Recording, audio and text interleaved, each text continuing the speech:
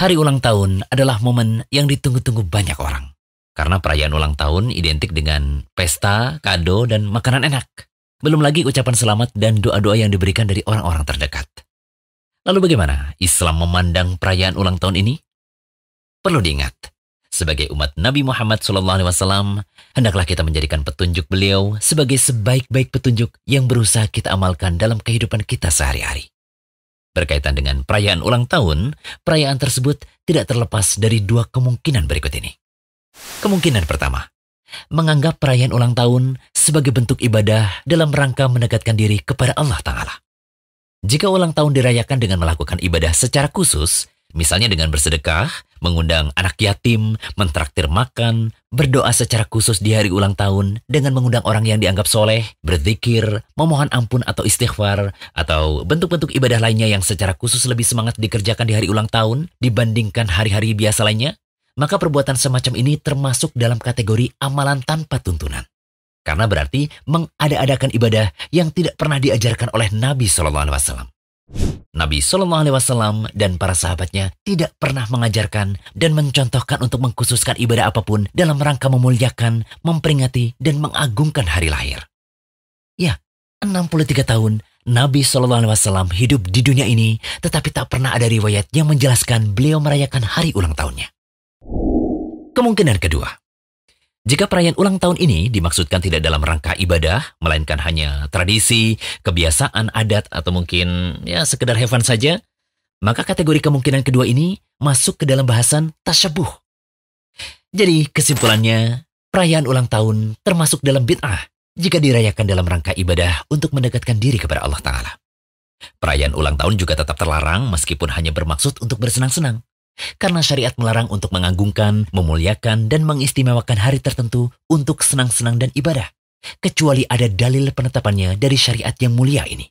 Seperti misalnya Hari Raya Idul Fitri atau Idul Adha.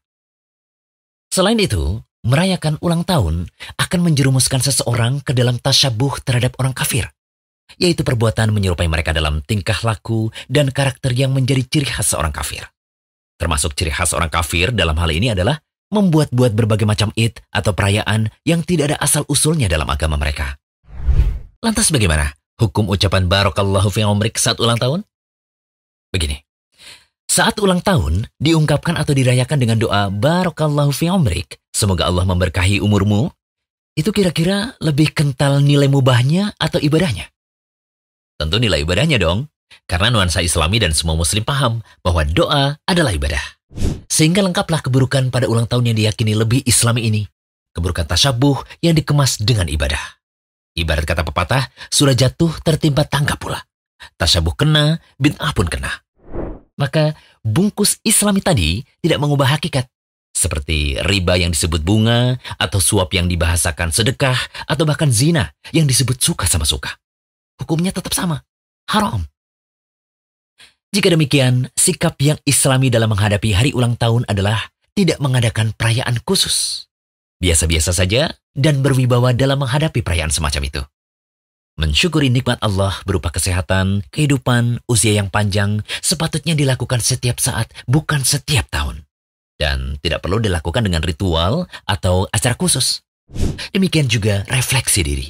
Mengoreksi apa yang kurang dan apa yang perlu ditingkatkan dari diri kita selayaknya menjadi renungan harian setiap muslim, bukan renungan tahunan. Benarlah kata Al-Hasan Al-Basri, seorang tabi'in terkemuka yang menasihati kita agar bisa merenungkan bahwa semakin bertambah tahun, semakin bertambah hari, itu berarti berkurangnya umur kita setiap saat. Wahai manusia, sesungguhnya kalian hanyalah kumpulan hari. Tatkala satu hari itu hilang, maka akan hilang pula sebagian dirimu. Al-Hasan Al-Basri juga pernah berkata, malam dan siang akan terus berlalu dengan cepat, dan umur pun berkurang, ajal kematian pun semakin dekat. Semoga pembahasan ini bisa menjadi renungan kita bersama dan bisa menyadarkan banyak orang bahwa hakikat bertambahnya umur bukanlah untuk dirayakan, tetapi momentum untuk muhasabah diri karena umur yang semakin berkurang. Semoga Allah memberikan keadaan terbaik bagi kehidupan kita. Amin. Jangan lupa kunjungi rumaiso.com, update setiap hari, insya Allah.